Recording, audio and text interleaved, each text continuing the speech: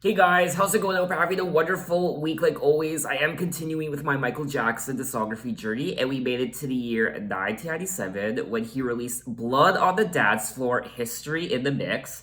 Now, this is a continuation of his History era from 1995, 2 years prior, and this is a remix album filled with 8 remixes of songs from his History album, as well as 5 brand new songs, which I haven't heard yet, so I will be listening to those 5 brand new songs in this video. I won't be listening to the remixes. I'll probably do that off camera. When it comes to remixes, I don't generally listen to them anyway in these videos. So when there are remixes as bonus tracks on albums, I usually stay away from them. I'm just not the biggest fan of listening to remixes on camera for you guys. It does say here that History in the Mix sold 6 million copies worldwide, making it the best-selling remix album of all time. But let's be honest, are any of us really surprised by that? It is Michael Jackson after all. But before we get into the remix album, I just want to say thank you to everyone who commented on my prior Michael Jackson video, my first listen video to his History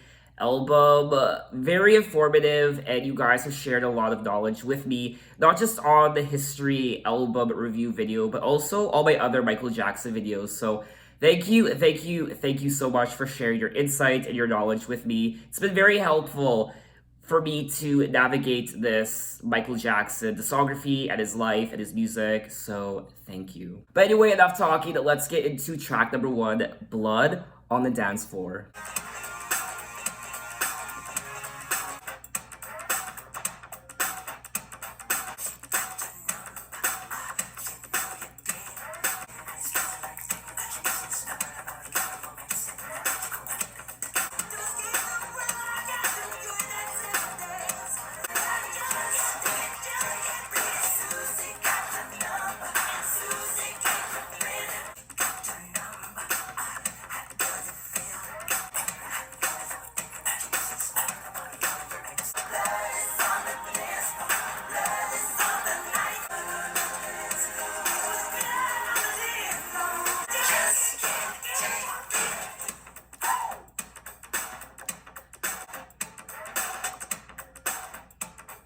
Alrighty, that was track number 1, Blood on the Dance Floor, and I had a lot of fun listening to this song. It was taking me back to his Thriller album and his Bad album. This sounds like a classic Michael Jackson song. This kind of sounds like, in my opinion, Smooth Criminal Part 2. The lyrics are a little dark. He is singing about blood on the dance floor, and that part was reminding me of Smooth Criminal, how he's singing about Annie, and he's saying, left bloodstains on the carpet, I don't know why, baby. But instead of this Annie being hit by a smooth criminal, we have this Susie woman who isn't your friend. Susie ain't your friend. It's going down, baby. Look who took you under. She stuck 7 inches in. Blood is on the dance floor. Blood is on the knife. It's going down, baby. Since you seduced her, how does it feel to know that woman is out to kill? This Susie is a badass bitch, and she's got your number, and if you fuck her up, she's gonna fuck you up into the grave. It says here that the song was created in time for the release of Dangerous. However, it did not appear on that record. It was worked on further for its commercial release in 1997. The song is about a predatory woman by the name of Susie who seduces Jackson before plotting to stab him with a knife. I'm sorry, I like dark, macabre shit like this, but I'm not a serial killer. Let's just say Michael Jackson releases my dark side sometimes, and I love it. I thought the song was a lot of fun, and I really enjoyed dancing to it and reading the lyrics. So now let's move on to track number 2, Morphine.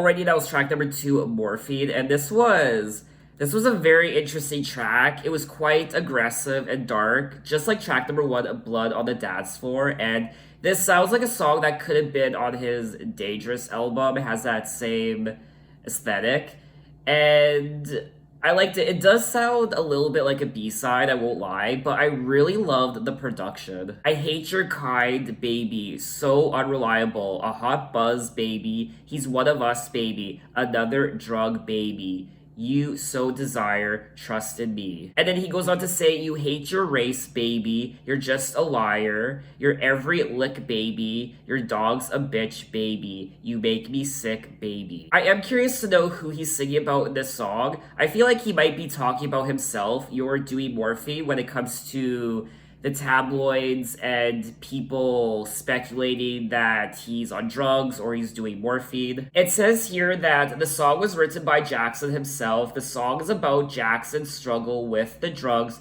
morphine, and Demerol. Okay, so he actually struggled with drugs. He actually did struggle with the drugs, morphine, and Demerol. I actually didn't know that. I found the lyric, you hate your race, baby, to be interesting because at the time, people were speculating that he was bleaching his skin, he was becoming more white, but he did let everyone know in the Oprah interview that it was a condition that runs in his family, supposedly.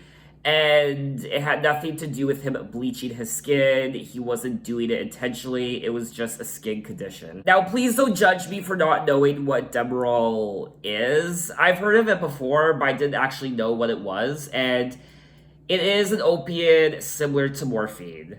It possesses high addictive potential at both recommended and unprescribed doses. Out of all the things that I've been learning about Michael Jackson, his drug addiction is new to me. It's brand new. It's something I haven't really read about yet. It's something I've never really heard about yet. So this is new to me. In the song, he is sharing feelings of shame, self-loathing, that the addiction is almost a lover, but a bitch of a lover.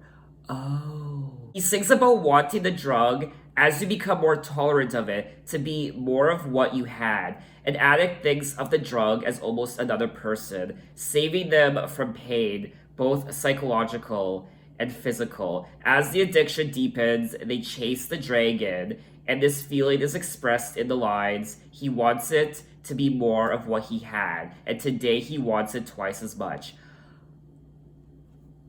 It's all making sense. I know nothing about drug addiction. I know nothing about this life. The only things I really know about drug addiction is from what I've learned watching Intervention on A&E, and that's pretty much it. I am curious to know when his addiction to morphine started, though. Okay, well, I feel like a little bit of an idiot when I said that I wasn't familiar with Jackson's drug use because I totally forgot about his death in 2009 as I was listening to this song, and I actually don't know the circumstances surrounding his death in 2009, so I actually had to look into it. And it says here that the coroner said that Jackson died from the combination of drugs in his body, with the most significant drugs being propofol and lorazepam. Jackson's death was classified as a homicide. Now I'm gonna go back to my original curiosity of finding out when Michael Jackson actually started his addiction to drugs and morphine and what have you. And it says here, after Jackson's death in 2009, Jackson's former video producer said the pop star had a 20-plus year addiction to the painkiller Demerol, as well as to a cocktail of other drugs such as Oxycontin. Now, as to whether the 20-plus year addiction is true, I don't know. That's just what this former Michael Jackson video producer said. So when he says a 20-plus year addiction, that would have started at around 1989, or perhaps even earlier. Like I said, I don't know when he actually started his addiction. It says here that Lisa Marie Presley, who was briefly married to Michael, said on her MySpace page, yes, MySpace. This was, I don't know, 2009, so yes, MySpace. She said on her MySpace page that Jackson feared he would die like Elvis. At some point he paused. He stared at me very intensely, and he stated, with an almost calm certainty, I am afraid that I'm going to end up like him, the way he did. I feel like I could keep talking about this topic. There is a lot to unpack, especially for me, because I don't know much about this period of Michael Jackson's life. So it's very interesting for me, but we do have to move on. I sometimes forget we're doing an album first listen video, an album review video. So I have to move on to the rest of the songs. So now let's move on to track number 3, Superfly Sister.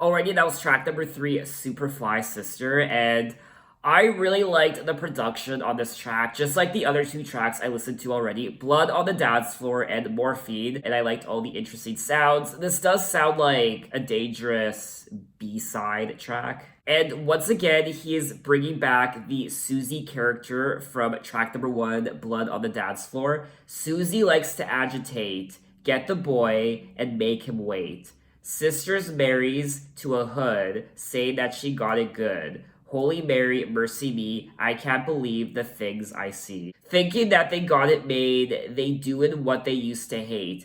Push it in, stick it out, they ain't what it's all about. And then he goes on to say, you're doing it, you're dirty. Keep doing it, you're dirty. Keep nasty, you're nasty. I feel like one of the themes of the song is Michael saying that love ain't what it used to be, so it's all about just hooking up. It's not about making love, it's not about maintaining a long-term relationship, a respected relationship. It's all about just hooking up with people. Love ain't what it used to be. That is what they're telling me. Push it in, stick it out. That ain't what it's all about. He also sings about these people who think they got it made and think they're hot shit. Sisters marries to a hood, saying that she got it good. Holy Mary, mercy me, I can't believe the things I see. So these people think that they're hot shit and they got it made, but at the end of the day, they're just dirty and nasty people who marry into the hood. That's what he's saying in the song, pretty much. I am curious to know what the actual meaning behind the song was, because I gave you my impression, so I want to know if I was a little bit right, at least. It says here that the song is about Michael's opinion on young people's views on sex. And someone also said that they think that it's about the trauma he feels his brother's less than private sex lives caused him when he was in the Jackson 5, hearing them screw groupies in the same room. I did read about that previously in one of my Michael Jackson videos when I was doing some research, how Michael Jackson did grow up with sex in his life, even at an early age, with groupies and people sleeping with each other all around him. His brothers in particular, I imagine. It looks like the consensus of what the song is about, just from reading what people are saying about it, is that love isn't what it used to be and people just hook up with each other and there's no meaning behind the interaction between the two people. It's just hooking up and leaving. There's no love or passion or long-term relationship. And when he says brothers preaching Abraham, brothers, they don't give a damn. When he says brothers, I thought he's referring to other black men, but he could actually be speaking about his biological real brothers. It says here that Michael's mother is a Jehovah's Witness, which I knew about, and brought her children up the same. However, Michael felt his brothers were somewhat unruly and cared more about having a good time and sleeping around.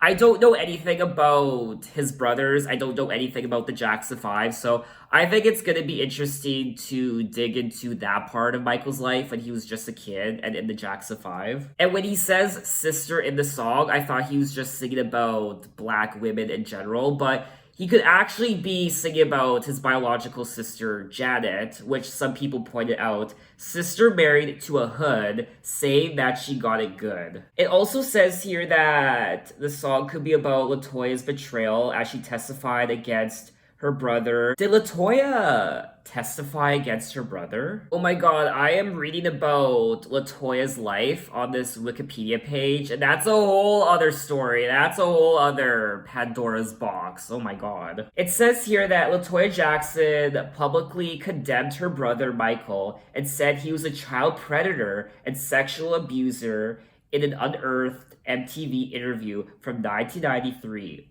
What? It shows LaToya at a press conference telling reporters that she cannot and will not be a silent collaborator of his crimes, Michael's crimes, against small innocent children. She says, I love Michael dearly, but I feel even more sorry for these children because they don't have a life anymore. But it does say here at the very end of the article that LaToya later retracts her statements.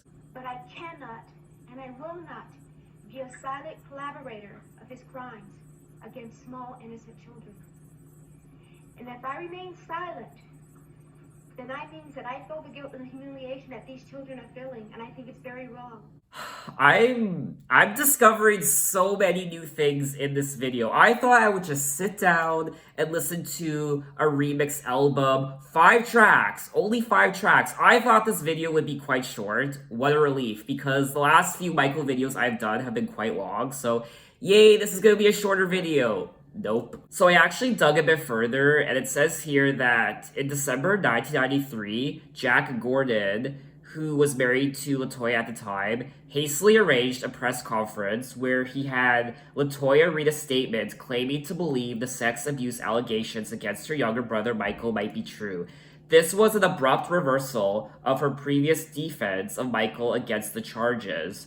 Gordon claimed LaToya had proof, which she was prepared to disclose for a fee of $500,000. A bidding war between US and UK tabloids began, but fell through when they realized that her revelations were not what she had claimed them to be. According to LaToya, Gordon threatened to have siblings Michael and Janet killed if she didn't follow his orders. In 1993, LaToya Jackson claims her father, Joe Jackson, sexually abused her as a child.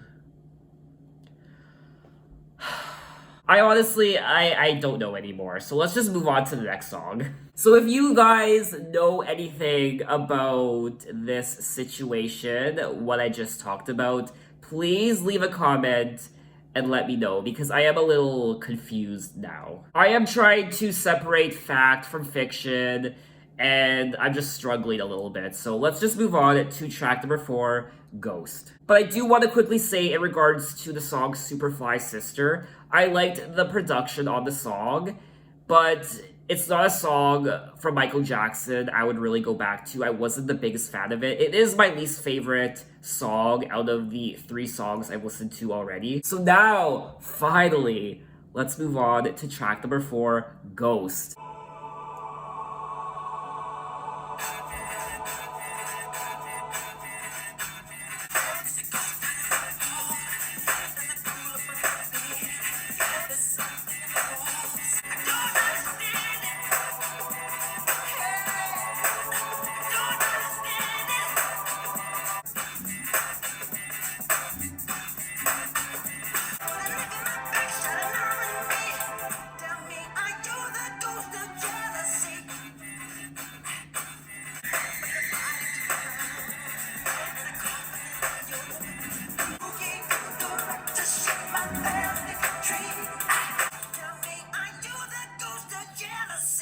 Alrighty, that was track number 4, Ghost, and I really enjoyed this track.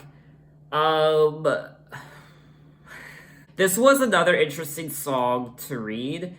Who gave you the right to shame my baby? She needs me. And who gave you the right to shake my family tree? And who gave you the right to take intrusion, to see me? And who gave you the right to hurt my family? You put a knife in my back, shot an arrow in me. Tell me, are you the ghost of jealousy? I mean, I feel like he could be referencing a lot of people in the song. He could be singing about a lot of different people. I don't know in particular. I don't know the specifics as to who he could be singing about. Once again, just like the other three tracks on the album, I am loving the production. The production on any Michael Jackson album never disappoints me. It's always one of the highlights for me. I will say though, there's something a little unsettling about this album. The production and the lyrics and the stories that he's sharing with us. Blood on the dance floor with this Susie character. She seems very predatorial and she stabs men and kills them. And then morphine, track number 2, drug addiction, even Superfly's sister, and now Ghost. He does bring up his family quite a bit on this album, which I wasn't expecting. Who gave you the right to scare my family? And also track number 3, Superfly's sister, when he sings about his brothers and his sister, who I didn't know that when he was saying those words that he was actually talking about his biological brothers and sister. I just thought he was talking about his fellow black men and women. So I don't know, I might have misinterpreted that. He also says, who gave you the right to hurt my baby? So he could be singing about his child when he says baby, or maybe his lover. Michael's first child, Michael Joseph Jackson Jr., was born in 1997, the year this album came out. And the song Ghost is definitely haunting for me anyway, in particular the beginning where we hear that haunting choir. So once again, if you guys know what this song is really about, please leave a comment. So we have come to the end of this album, this remix album, track number 5, Is It Scary?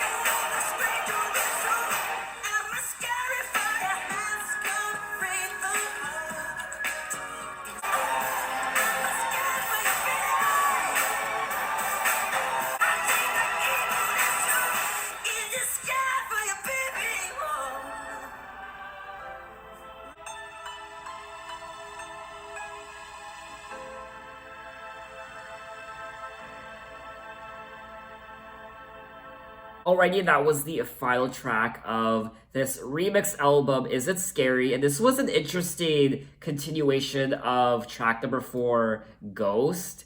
And I really liked it. This is probably one of my favorite tracks from the album. I will say that the production on this song is probably, I don't want to say my favorite out of all the songs on the album, but it's definitely high up on the list. I like how the song is, I don't know, it's kind of mid-tempo, and then towards the end, it slows down, and all we hear is the piano, which was a very interesting transition. I really like that. Am I scary for you, baby? Am I scary for you? I'm tired of being abused. You know you're scaring me too. I see the evil is you. Is it scary for you, baby? This track was taking me back to his Thriller album, and I would definitely play this song during the month of October when it's closer to Halloween. I'm surprised I've never heard this song before because it's a very Halloweenish song. It does say here that the song was originally written for the 1993 film Addams Family Values, but the plans were canceled after contract conflicts. And that was all 5 of the brand new tracks I haven't heard yet from Blood on the Dance Floor, History in the Mix, and I really enjoyed the 5 tracks I listened to. I wasn't expecting them to be as dark as they were, but I really liked them, and I am a little disappointed that this wasn't a full LP. This could have been a great full length album. And I don't know, I want to hear more. I want to hear more songs like the songs I just listened to. And I really like the production, just like any other Michael Jackson album. I thought the production was, honestly, it was top notch. It was wonderful. Like I said already, the production of any Michael Jackson album is one of the highlights for me. And I liked the stories. I learned a lot. Let me tell you. I learned a lot of new things about Michael Jackson's life as I was digging into the lyrics. The only song I wasn't the biggest fan of was track number 3, Superfly Sister. But other than that, Blood on the Dance Floor, Morphine, Ghost, and Is It Scary, I would definitely go back to. I would maybe go back to Superfly Sister again. I don't know, maybe I have to listen to that track again. In my opinion, you could hear influences from his Dangerous era and his Thriller era and his Bad era, which was really nice. However, it does say here that reviews for Blood on the Dance Floor were mixed, with some people feeling that Jackson had already explored these musical themes and others criticizing what they perceived as weak vocals. So it looks like I might be in the minority when it comes to how much I enjoyed the music. I really did. Do I like these songs as much as some of his other albums? No, but I would definitely listen to all of these songs again. Most of them. Like I said, Superfly Sister I might have to listen to again. I will say though, Blood on the Dance Floor did rate higher than his next studio album, Invincible from 2001. Now, Invincible is his lowest rated studio album, which is a little surprising, or maybe it isn't. Some of you did mention to me that Invincible is your favorite Michael Jackson album, so it's gonna be interesting to listen to that album for the first time. So what did you guys think of this remix album, the continuation of the History era? And maybe you don't like this album at all. Maybe you despise the remixes. Maybe you detest the songs. Tell me why. I don't know, maybe you love the songs even more than me. Tell me why. I personally think these songs are quite solid and they're classic sounding Michael Jackson songs, in my opinion. You really can't go wrong with them. I really enjoyed them. I don't know, maybe I'm missing something. Maybe I shouldn't like them as much as I did, but I really did like the songs. So officially, I think that's all I wanted to say on Blood on the Dance Floor. And in my next Michael Jackson video, we'll be moving on to his 2001 album, 4 years later, called Invincible. And I'm really excited for this. This is the final album from Michael Jackson. It's his final studio album. Now, I did do a poll on my channel asking you if I should continue this Michael Jackson discography journey after Invincible. And it's pretty close, but most of you, or I should say just over half of you, do want me to continue with his other 2 albums that were released after his death, Michael and Escape. So I probably will be checking out those albums, but I won't be doing it this month. I will be stopping at his Invincible album for the time being, just for a few weeks, and then I will pick up this series again in January. But anyway, thanks for watching, guys. You can find me on Instagram, you can find me on Twitter, you can message me, you can tell me other artists I should check out. I'm open to any artists from any decade. You can find me on Apple Music, you can check out my playlists, and so on and so forth. So, thanks for watching, and I will see you next time. Take care.